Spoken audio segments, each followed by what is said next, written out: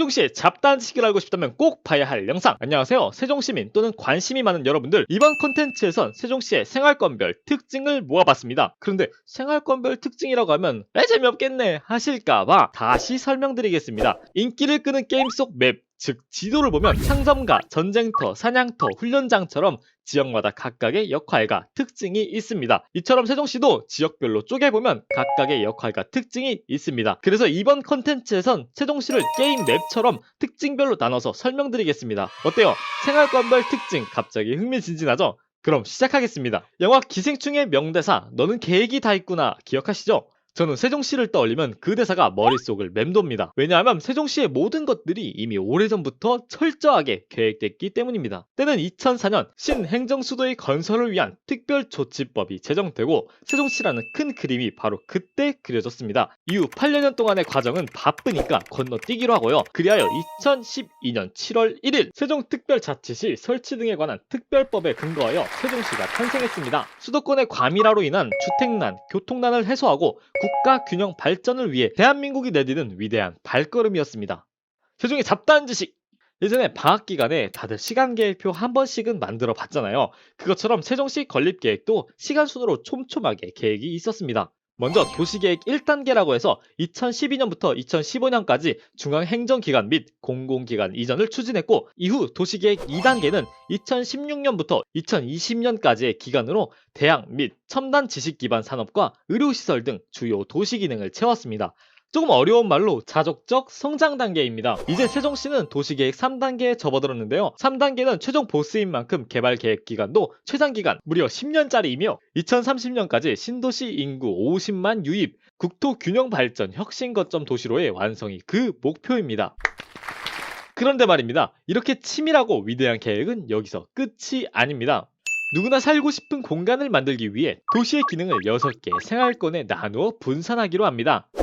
아이디어 좋아요. 6개의 생활권 외에도 중앙에 위치한 S생활권은 세종의 상징과 같은 곳인데요. 세종시가 가지고 있는 천혜의 자연환경을 살려 시민들이 그 공간을 함께 누릴 수 있도록 비워둔 곳이라고 합니다. S생활권을 중심으로 반시계 방향으로 1생활권은 중앙행정, 2생활권은 문화교류, 3생활권은 도시행정, 4생활권은 대학연구, 5생활권은 의료복지, 6생활권은 첨단 지식 기반의 기능을 분산했는데요. 와, 이 구성 세종시가 아니면 정말 다시 없을 알찬 구성입니다. 여러분 지금 바로 전화주세요. 이거 아니죠?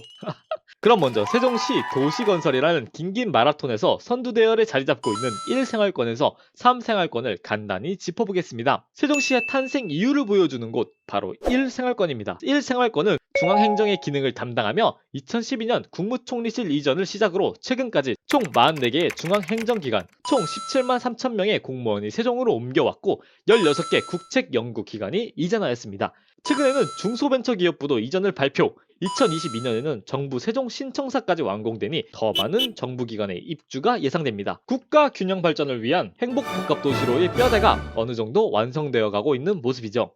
또 2020년 7월에는 세종 충남대학교병원이 개원을 했고, 올해 10월에는 기다리고 기다리던 세종시립도서관이 개관을 앞두고 있으며 행복도시 건설 과정 중 발견된 3만 천여 종의 유물 등을 보관할 향토유물 박물관도 2025년에 개관 예정이라고 하는데요. 아주 기대가 됩니다. 다음은 이 생활권입니다. 이곳의 담당 기능은 문화, 국제 교류입니다. 이 생활권의 아이덴티티를 가장 잘 보여주는 시설은 세종예술의 전당입니다. 지난 5월 10일에 완공한 세종예술의 전당은 천여석 규모의 객석을 갖추고 있는데요. 3만 6천여 제곱미터 부지에 지하 1층, 지상 5층, 연면적 16,000여 제곱미터 규모로 건립되어 세종시 문화예술의 메카로 떠올랐습니다. 더불어 도시상징 광장을 통해 S구역의 국립세종수목원과 호수공원, 중앙공원, 국립박물관 단지까지 연결할 예정! 문화예술관광벨트로 도약하는 이 생활권입니다. 금강을 건너 다음 3생활권입니다. 이곳은 도시행정 기능을 수행하고 있는데요. 세종시청과 시의회가 위치해 세종시의 살림살이를 책임지고 있죠. 금남 대평시장이 위치해 있기도 하며 현재 대전으로 이어지는 도로 접점 지역에는 세종 고속시외버스터미널이 위치해 있는데 이용객들의 편의와 서비스 환경들을 보완한 복합터미널 건설 계획이 있다고 하니 앞으로 조금 더 기다려보도록 하겠습니다. 4, 5, 6 생활권은 아직 미완성 단계로 도시개발과 건설이 계속해서 수정 보완 진행되고 있는데요. 현재까지 확정된 부분들을 토대로 짚어보겠습니다. 먼저 4생활권입니다. 4생활권은 대학 연구 기능을 갖고 있습니다. 4생활권에서 눈여겨볼 곳이 몇 가지 있는데 그중 하나는 바로 2024년 3월 개교 예정인 공동 캠퍼스인데요. 서울대 행정정책대학원을 비롯한 6개의 대학이 입주를 확정했습니다. 이렇게 되면 약 3, 4천여 명에 달하는 학생들이 공동형 캠퍼스에서 생활하는 것인데요. 잠깐만요. 도서관, 학생회관, 스포츠센터, 식당 등을 6개의 대학 학생이 함께 사용한다고요? 이거 정말 아니, 최고인데요? 뿐만 아니라 개별 캠퍼스 유치를 위해서도 계속해서 노력하고 있다고 하니 눈여겨볼 만한 사생활권입니다. 또 사생활권의 경우는 연구 기능도 크게 발전했습니다. 현재 산학현 클러스터 지원센터 등 지식산업센터가 자리하고 있는데 이곳에 미래 핫한 아이템이 모두 모여있다고 해도 과언이 아닙니다. 미래차 연구센터, 카이스트 진흥형 바이오 시스템 연구단, 바이오 메디컬 활성 소재 연구단이 그 예인데요. 그리고 많은 관심을 받은 네이버 데이터 센터는 2023년 준공하여 운영 예정입니다. 또한 창업진흥원, 중소기업 기술정보진흥원도 이전을 하였고 2024년까지 50여 개 이상의 첨단 지식산업 기반 기업들, 예를 들어 스마트시티 교통 관련, 바이오, 환경 등 미래를 위한 다양한 분야의 기업들이 입주 번호표를 뽑고 대기하고 있는데요. 캠퍼스 부지와 기업 부지가 가까워서 자연스럽게 연관 산업의 시너지 효과도 기대가 됩니다. 5생활권으로 넘어가겠습니다. 이곳은 의료복지 기능을 담당하는 생활권이며 미래형 도시가 될 곳이기도 한데요. 5-1 생활권이 스마트 도시 국가 시범 도시로 선정되어 약 83만 평 대지에 AI, 인공지능, 자율주행, 친환경 에너지 도시 등 지금까지 보지 못했던 미래 기술 도시가 건설될 예정입니다. 스마트 도시라. 아직 쉽게 상상하기는 어렵지만 대략적인 내용은 이렇습니다. 첫 번째로 교통체증을 해결하기 위해 공유 기반 모빌리티 서비스를 강화합니다. 인공지능 분석을 통해 교통 흐름을 분석하고 자율주행 차를 개발, 도입하여 누구나 쉽게 자신이 필요한 시간만큼 공유차를 빌려 이용할 수 있는 시스템을 도입하는 건데요. 서비스가 확대되면서 차량 소유의 필요성이 낮아지고 개인용 대중교통과 같은 새로운 모빌리티 문화가 탄생하는 것이죠. 두 번째, 지속 가능한 친환경 미래에너지 도시를 만들기 위해 제로 에너지 기반 미래형 주거 공간으로 꾸며집니다. 태양열 등의 신재생 에너지를 활용하여 과도한 전기 사용 없이 겨울엔 따뜻하고 여름엔 시원한 거주 환경을 만들어진다고 합니다. 또 원래 5-2 생활권은 5 생활권의 주요 테마였던 의료 기능을 스마트 기술과 접목한 스마트 헬스시티를 만들 예정인데요. 의료 네트워크 환경을 구축하여 스마트 기기를 통해 일상생활 속 시민들의 건강 데이터를 축적하여 건강 걱정 없는 도시를 만들 계획이라고 합니다.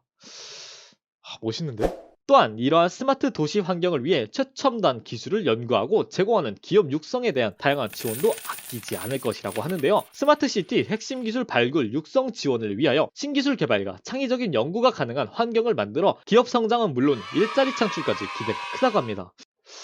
마음에 드네요. 스마트시티답게 시민이 손쉽게 동네 불편사항, 건의사항 등을 소통할 수 있도록 스마트 포털 서비스도 만들어질 예정이라고 하는데요. 동네 주요 사안들도 전자투표로 이루어진다고 하니 정말 똑똑하고 똘똘한 도시가 기대됩니다. 이건 그저 5생활권의 일상일 뿐이에요. 다음은 6생활권입니다. 6생활권은 첨단 지식 관련한 생활권역입니다. 2023년에는 열에너지를 공급하는 발전소인 신세종 복합화력발전소가 들어설 예정이며 현재도 아파트 입주가 시작되었지만 2025년 외곽순환도로 교통에 맞춰 6생활권 쪽으로 아파트 공급이 많이 늘어날 것으로 예상되고 있습니다. 아직 많이 비워진 만큼 앞으로 채워나갈 부분이 더 많아 더 많은 기대감을 주는 곳이 6생활권입니다. 마지막으로 가운데인 S생활권을 살펴봅시다. S생활권은 세종시의 심장으로 불리는데요. 도시 중앙에 녹지 공간을 계획한 것입니다. 국립세종수목원, 세종호수공원, 중앙공원, 금강보행교 등 세종의 S급 랜드마크가 모두 모여있기도 한데요. 또 2027년 개관을 예정하고 있는 국립박물관 단지가 이목을 끌고 있는데요. 국가기록박물관, 어린이박물관, 디지털 문화유산 영상관, 도시건축박물관, 디자인박물관까지 총 5개의 박물관이 들어설 예정이며 일부는 이미 건설 중인 상태인데요. 서울 종로구 경북구 안에 위치한 국립민속박물관도 세종으로 이전한다는 기대도 살짝 가져봅니다. 그리고 최근에는 S생활권을 두근거리게 하는 소식이 들려왔습니다. 바로 국회 세종의사당 건립 이슈이죠. 국회 세종의사당이 S생활권에 자리 잡으면 이곳에 국회 관련한 인력들을 위한 거주시설, 상업시설 등을 건립해 하나의 국회타운을 형성할 것이라는 계획인데요.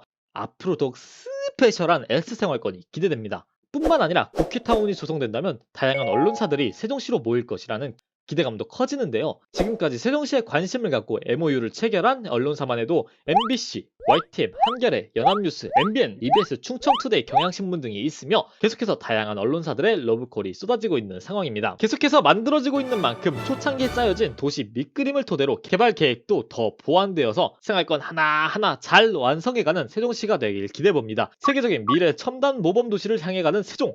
K-팝, K-무비에 열광하듯이 K-도시 세종이 세계인을 사로잡을 날이 멀지 않아 보이네요. 이번 영상에서 준비한 내용은 여기까지입니다. 세종의 잡다한 지식을 알고 싶다면 꼭 봐야 할 영상, 다음에는 더욱 흥미진진한 이야기로 찾아뵙겠습니다. 감사합니다.